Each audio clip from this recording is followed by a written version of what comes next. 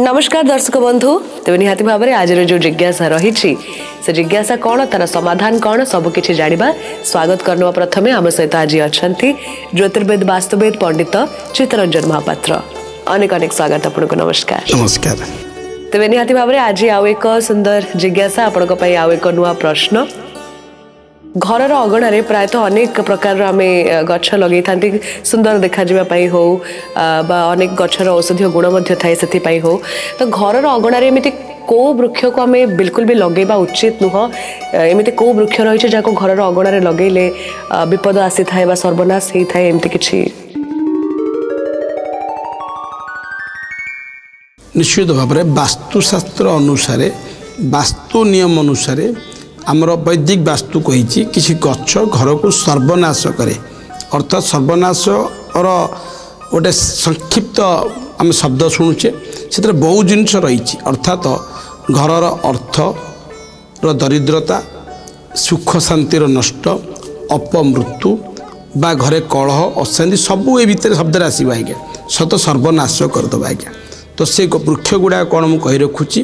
केबे भी जीवन में कौन सी परिस्थिति रे घरे रखिथे काटिदेवे बा घरे रखी लगेबे नहीं बा रखिबे नहीं। सर्वप्रथम आसो कंटा जातीय वृक्ष जोटा कि जो गछरे कंटा थिबो से खाली अगणारे नुहे घर आगे बा घर पछपटे कौन जगह रखिबे नहीं कौट रखिबे ता भी कही रखिबी किंतु सर्व जानतु रखिबे नहीं कौ गछ गुड़ाक कंटा जातीय वृक्ष।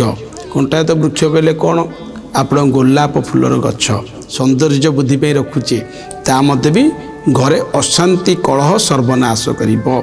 तत्सहित आप बहुत गुड़े कंटा गछर वृक्ष आजिकल मार्केट में मिलूँ सौंदर्यकरण कि तो केबे भी कौन सी परिस्थिति से कंटा गछ को घरे रखिबे नहीं। ता मध्य भी आउ गोटे वृक्ष आसू जोटा कि कोली गछ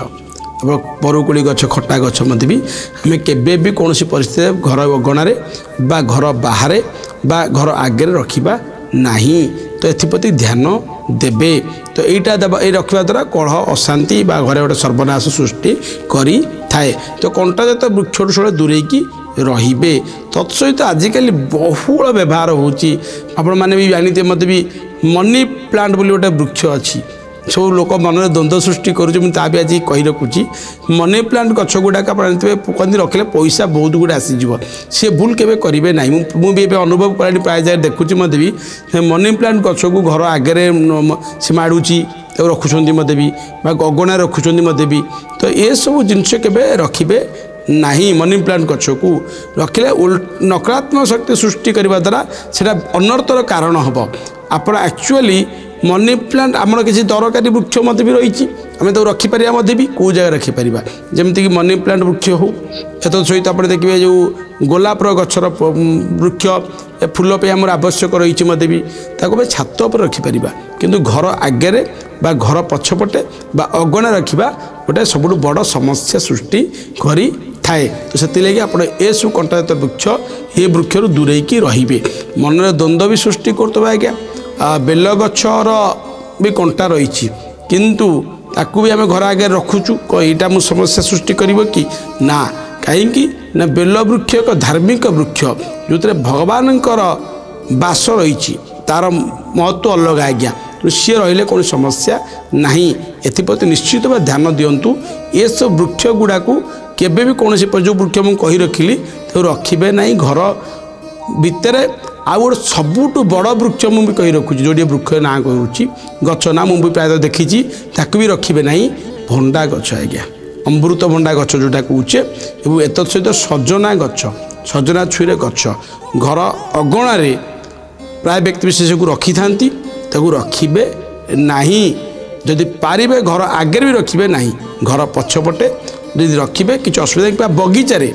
आप स्वतंत्र गोटे फार्म करिसेंती बगीचा करिसेंती से जगह सब गछ लगे भल किंतु ए गछ सब अगणार घर अगणार घर आगे रहिले गोटे विपद सृष्टि करी थाए। विशेषकर एप्रति दृष्टि दिंतु आपण सर कौ गछ रखिले शुभ ता भी कही रखुची घर अगणार डालिंब गछ लगातु देखिए घरर बहुत सुख शांति बजाय रही अर्थर अभाव दूरीभूत और सब प्रकार समस्या मुक्ति पाई। अनेक अनेक धन्यवाद आपण को निहाती भाव में एत सुंदर भाव में आज जिज्ञासार उत्तर रखिंट तेज एमती ही नुआ नुआ जिज्ञासा तार उत्तर तार समाधान सहित आपण भेट हो जीवन जिज्ञासा कार्यक्रम माध्यम नमस्कार। नमस्कार।